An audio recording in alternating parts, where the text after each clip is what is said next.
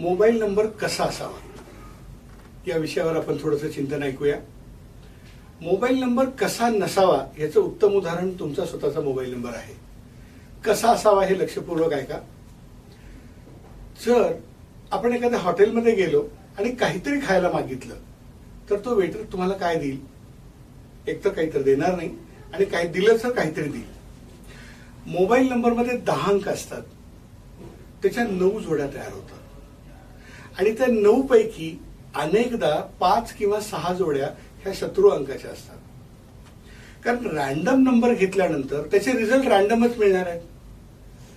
मग अनेकांनी जेव्हा स्पेशली माझ्याकडून नंबर बनवून घेतला आणि तो त्यांच्या जन्मतारखेनुसार, त्यांच्या कामाच्या स्वरूपानुसार, त्यांच्या जीवनाच्या अपेक्षेनुसार आणि सध्याच्या अडचणीनुसार अशा 4 पॅरामीटरवर तो नंबर तयार केला गेला, तेव्हा त्यांचा मला अभिप्राय आला, सर पूर्वीपेक्षा मला छान वाटतंय, कामं चांगले मिळत आहेत, अकाउंटला पैसे जमा होत आहेत, वेळेवर ड्यू जात आहेत, सगळं चांगलं होत आहे.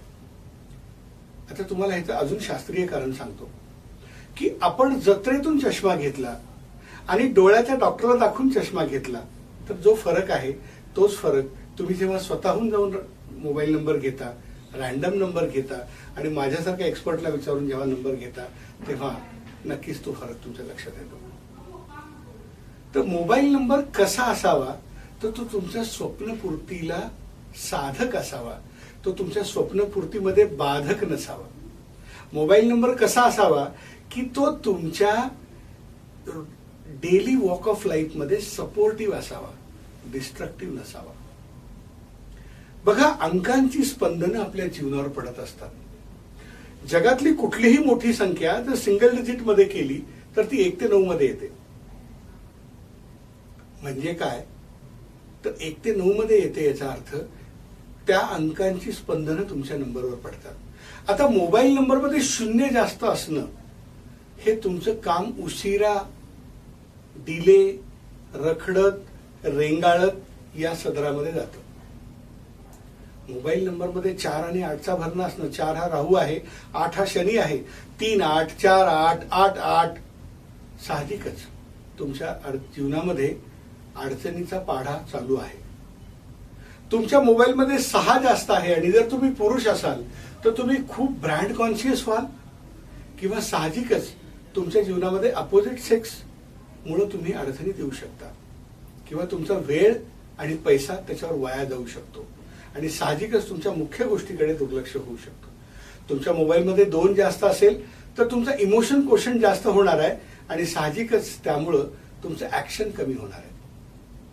बघा, जेव्हा एखादी गोष्ट जास्त होते तेव्हा एखादी गोष्ट कमी होते.